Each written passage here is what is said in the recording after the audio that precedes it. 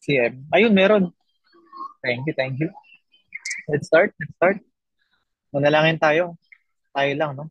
Apat lang tayo. But yes, no?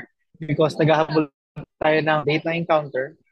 So, let's tuloy natin to. Tapos yung iba, manood ng recording. Okay? And then mag-review lang din tayo next week about it. Okay? Play tayo together. Huwag niyo isipin kung marami absent. Huwag niyo isipin kung sino yung kailangang makarinig nito. Tayo, no? Tayong apat dito. Manalangin po tayo. Salamat Panginoon for this opportunity to listen to your word again. Marutunan namin, Panginoon, ang tunay na meaning ng panalangin, Panginoon, a life of prayer, the meaning of it, the importance of it. And Lord, we invite your presence kahit nasa online po kami. Awaan mo kayo, Panginoon, sa amin nagawang mga mali. Tama mo, Panginoon, tulungan niyo kami magbago. Maraming salamat sa kada araw, sa bagong simula, bagong buhay. Maraming salamat, Panginoon, dahil lagi kayo nandyan. Yung gumagamit kayo ng maraming iba't ibang tao, Panginoon, para invite kami sa inyong presensya. Hindi ka nagsasawa. Tulungan niyo kami, Panginoon, na patuloy, Lord God, na mag-respond sa obedience, Panginoon, sa mga kailangan namin gawin sa aming buhay, sa aming kailangan tahakin, Panginoon, sa aming calling and purpose, Panginoon, sa buhay na ito. Maraming salamat, Lord God. We thank you so much. We love you so much. In Jesus' name we pray. Uy, inaad. Si Sir Nards. Welcome, Sir Nards. Share ko yung skin ko, ha. Alright. So, pakita ko sa inyo ano na yung mga nalampasan nating mga lessons. Okay? So, tinanggal ko yung gilid, ha. Mga attendance po. May mga attendance po pala tayo. So, wala tayong mawala sa mga absence natin. Sabi mo nga, ma, pwede ka ba mag-join? Para at least nakikita ko kung active ba ako or ano. So, ito yung mga pinadaanan po nating mga lessons para lang um, hindi natin po makalimutan, okay? So, yung number one, yung salvation. Ayan, salvation. Winning streak dito si ano eh. Jeff. Si ano? Oo, si ano pa, si Val. Hindi na ma-absent. So, salvation, naintindihan natin kung paano tayo na save. Di ba? Repentance, syempre, ito yung kapag nasave yung tao, magbabago yung buhay niya, hindi niya na pagpapatuloy yung mali niyang buhay. Tapos lordship, nakita natin yung importance na meron tayong Lord na sinusunod, hindi lang tayo nasusunod sa buhay. So si Jesus yung Lord. Forgiveness, natuto tayo magpatawad. Na kahit gaano kasakit yung ginawa sa atin or kahit na ginawa, di ba? Natuto tayo magpatawad kasi pinatawad tayo ng Panginoon. So yung salvation kasi, yung number one, ito, ang mangyayari sa buhay ng tao, yung number two, yung number three, yung number five, di niya kalimutan yan. Number six, nag-devotion siya everyday. Number seven, ito yung mangyayari. Hindi mo magagawa yung 1 to 7 or 1 to 10 hindi mo magagawa yung 2 to 7 or yung 2 to 10 kapag hindi ka talaga truly na save. Kasi yung totoong na save, mangyayari sa buhay niya itong mga to. Okay? Huwag ka mapahig na hindi ka na save, ha? Kailangan sure. Okay? Hindi pwedeng, hindi ka pwedeng mag-hedge. Admit daw. Okay, sorry. Admit natin si ating yung Jayan, si Master. Post natin si Coach Lilaw and si Jayan. Submit na lang po aking mga katabi para hindi po maingay. Okay. So, ayun yung mga napagdaanan natin. So, ngayon, pupunta tayo sa lesson natin na hindi naman lahat importante. Isa sa pinaka-importante na madalas natin nakakalimutan kahit sobrang simple.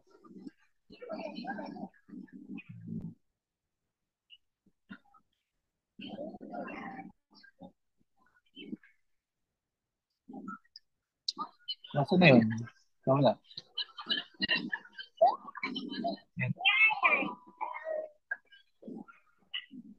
Ito, okay? Your active life of prayer. So, alam nyo, no? Isa sa mag-chat nga kayo, chat nyo nga kung ano, kung ang prayer ba ay madaling gawin o mahirap. Sige nga, mahirap o madali. Chat nga kayo lahat, mahirap o madali ang magdasal.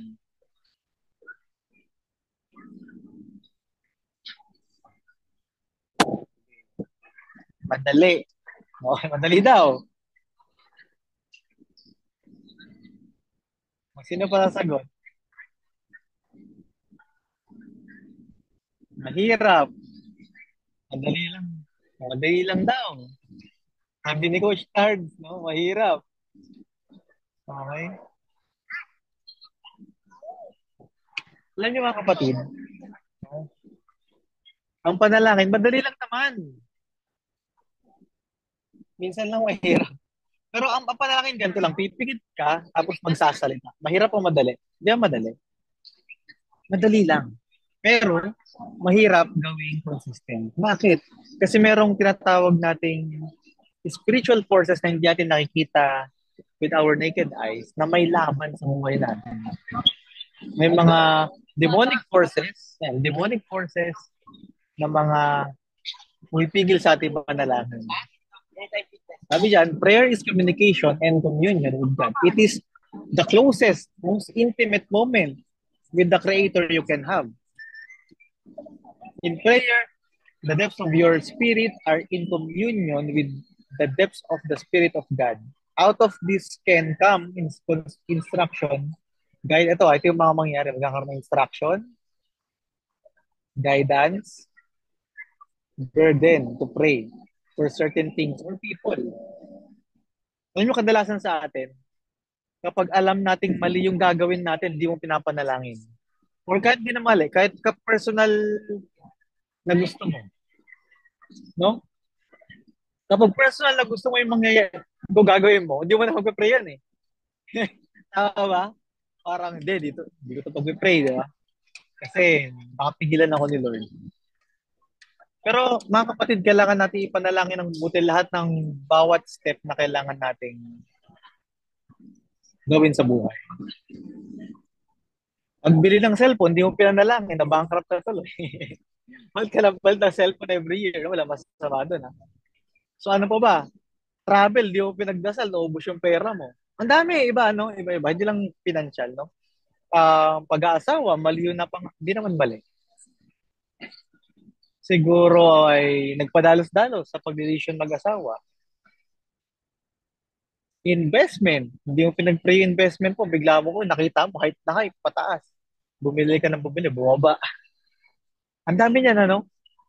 Kakamadali mo na scam ka. So ang dami, kailangan mo ipagdasal ang mga bagay ba. Hindi lang no alam niyo ang tao normal na nananalangin ng tao pag may sakit, malubhayong sakit, may cancer, may problema, gusto mo promote, gusto mo pumasa,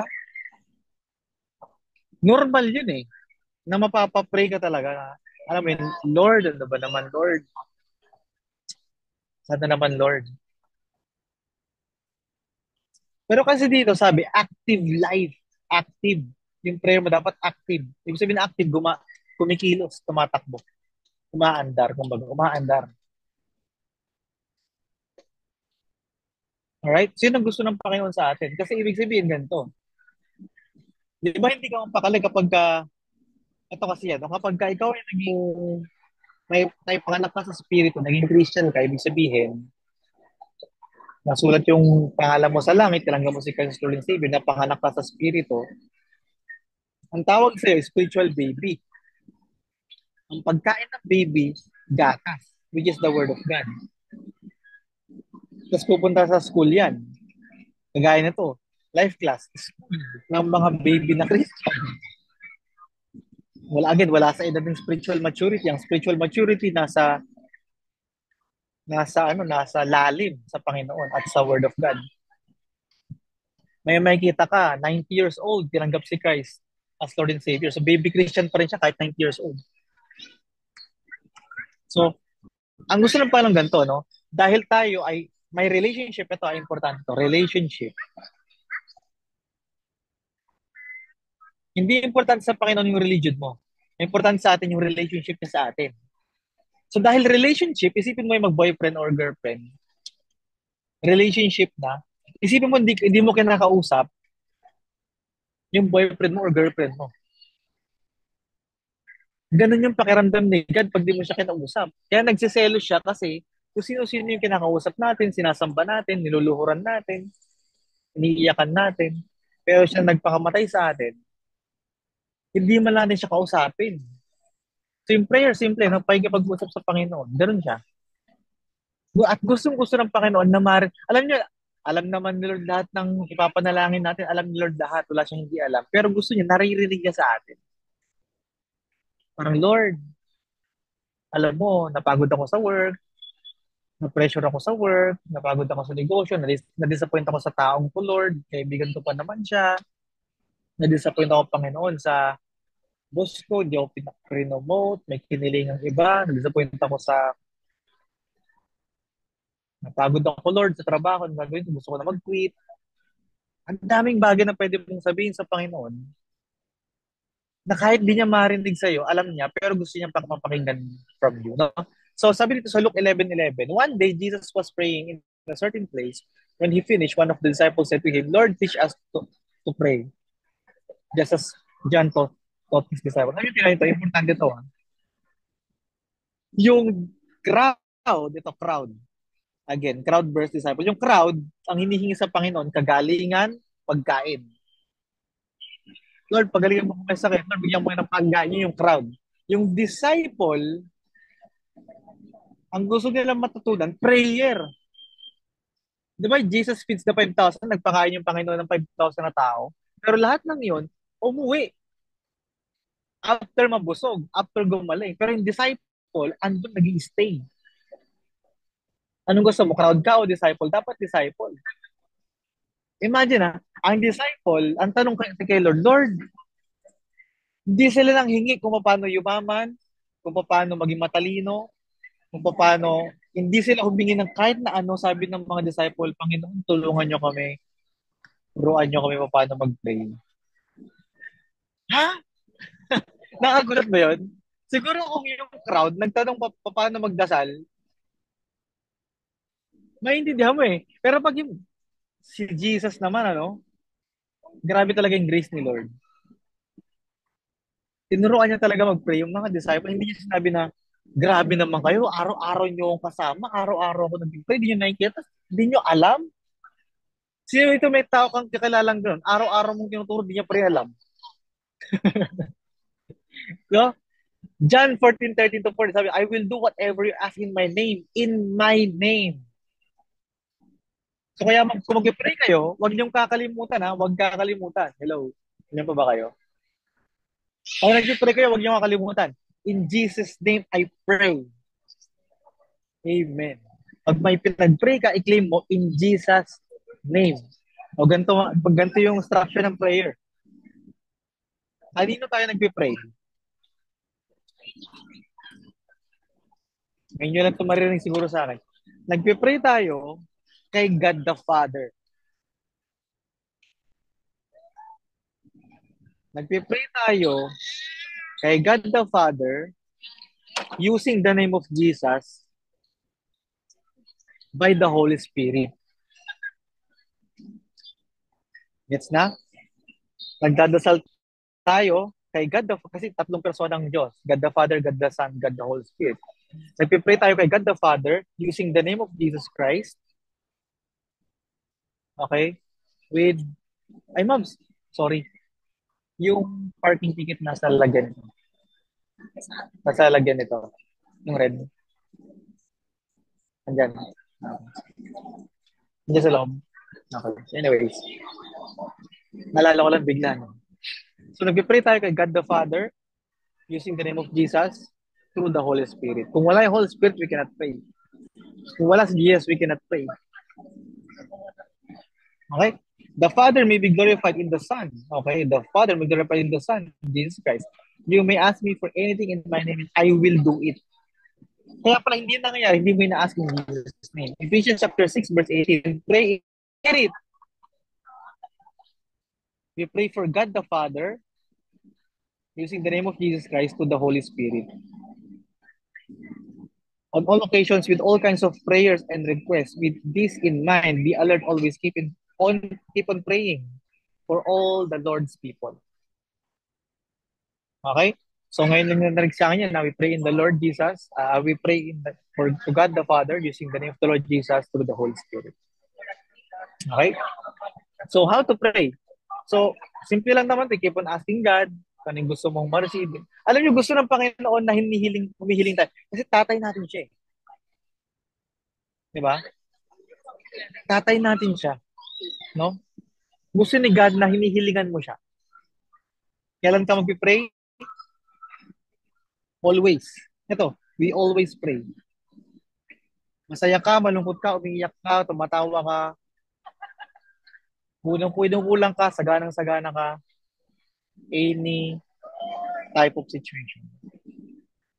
Pero siyempre, kadalasan, manalangin lang tayo kapag ka nahihirapan. Pero sana hindi lang ganoon. Sana dumating tayo sa point na kahit hindi tayo nahihirapan, nananalangin tayo para sa ibang tao. Alam ko healthy ka, alam ko may pera ka, alam ko masaya ka, hindi ka malungkot. Ipag-pray mo rin yung iba. No? Okay? Who to pray for, no? All people, where to pray, kahit saan, pero mas maganda kapag meron kang private room. Lalo pag umaga. What to pray for, lahat ng gusto mo. As in, lahat ng gusto mo. Lahat. Okay? So, simple lang how to start. Set a regular time and choose the best place. Sa kwarto, gantong oras at hindi maingay, mas maganda. Begin with thanksgiving and praise. So, pwede kang kumanta kay God gamit yung YouTube, worship song. Let your heart commune with God's heart. I-feel mo. Tapos declare a statement of faith. Na Lord, I believe that this is my prayer and this prayer will come. Simple lang, no? Super simple. No? So, honestly, yun lang naman yung topic natin for tonight. No? Sabi yan, take action. In your daily life, how much time will you devote in prayer? Enough to strengthen your relationship with God. How are you going to handle distractions during your prayer? Time with God. So, kung andyan lagi yung cellphone mo, andyan lagi yung mga applications, hindi mo magagawa talaga yung prayer. May hirapan ka. Wala ka nakatingin sa wala ka nakatingin sa applications, sa notifications, yung pinapagawa ng Panginoon na focus sa prayer, hindi mo talaga siya magagawa. Pero sana dumating tayo sa point na, alam mo yun, magsawa na tayo sa distractions, magsawa na tayo sa ingay, sa labas. Mas okay pa rin talaga na may time talaga tayo, specific time with the Lord.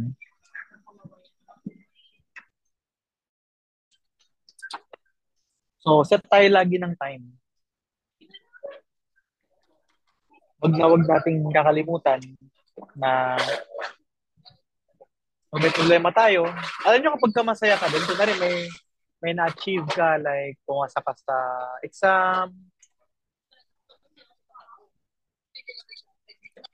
may breakthrough ka sa business or sa work, promotion, etc.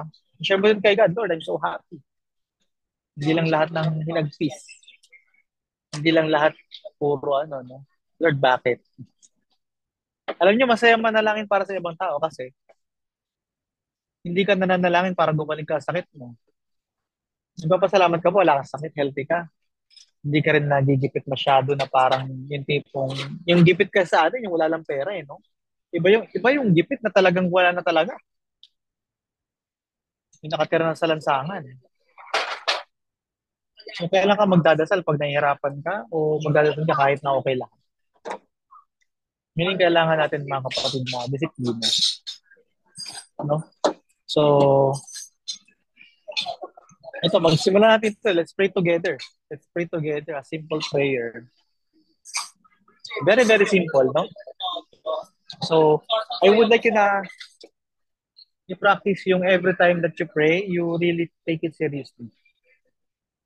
Okay? So, manalangin tayo together. Dear Lord, thank you for your presence that gives me strength and enables me to do everything for your glory. Help me to develop a life of prayer and to grow in faith through the process of confidently seeking your face daily. In Jesus' name. In Jesus' name. So let's pray together before tayo mag-end. Panginoon, maraming salamat sa lesson namin tonight. Napakasimple, napakaikli, pananalangin lang. Nilalang lang ng namin to Panginoon kasi lagi namin nakakaligtaan. Kadalasan kakain kami, hindi pa kami nagdasal. Inuuna namin yung mga picture. Gising kami, hindi kami nagdasal, inuuna namin yung cellphone. Matutulog kami, hindi pa kami nagdasal, inuuna namin yung hinuli namin yung cellphone. Panginoon, patawarin niyo kami sa mga times na hindi po namin nabibigyang halaga yung pag-iusap sa inyo na nababastos namin kayo at nababaliwala. Panginoon, mula ngayon, starting tonight, starting tomorrow, we will never miss an intimate talk with you.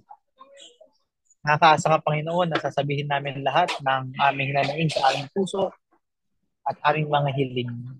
Nawa, Panginoon, mabigyan kami, Panginoon, ng kalakasan, kagalingan, katalinuhan, kaalaman, Panginoon, at lakas. Para, Panginoon, kami ay makapagpatuloy sa aming spiritual na paglakad sa buhay. Lord, thank you for everything that you're doing in our life. Thank you for using many, many people that we are in their prayer items. Bibihira, Panginoon, yung mga tao na ipagdarasal kami. Maraming salamat, Panginoon, dahil gumagamit ka ng tao para ipagdasal kami. Mula ngayon, Panginoon, magdadasal din kami para sa ibang tao. Maraming salamat, Panginoon, dahil pinupuno mo aming pangailangan sa araw-araw. Kahit na minsan, Panginoon, hindi sapat. Sa tingin namin, hindi sapat. Pero I know and I believe that you will provide to your people. Maraming salamat, Panginoon. Ikaw ang aming tinataas. Karangalan ay sa iyo.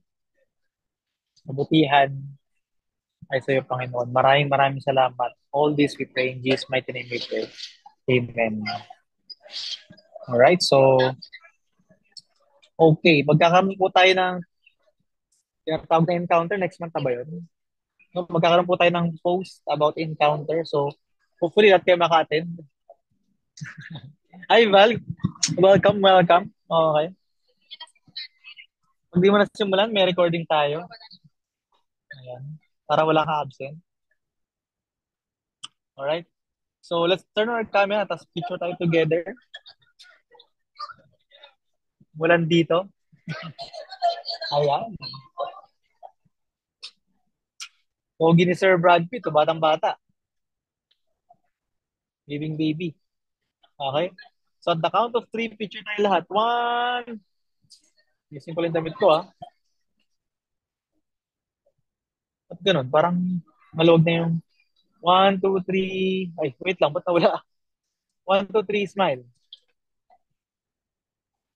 So, yun lang po. God bless you. Happy Thursday. Pahinga ng maaga. At huwag mag-iisip masyado. Pero kausapin yung Panginoon. No? Huwag niyong kakausapin si Lord kapag malapit ng ma-SL, ha? Dapat, kahit sa umangat, Ayos kahit sa na. profit, manalangin kay Lord. Okay? So, God bless everyone. I love you. Thank you, bro.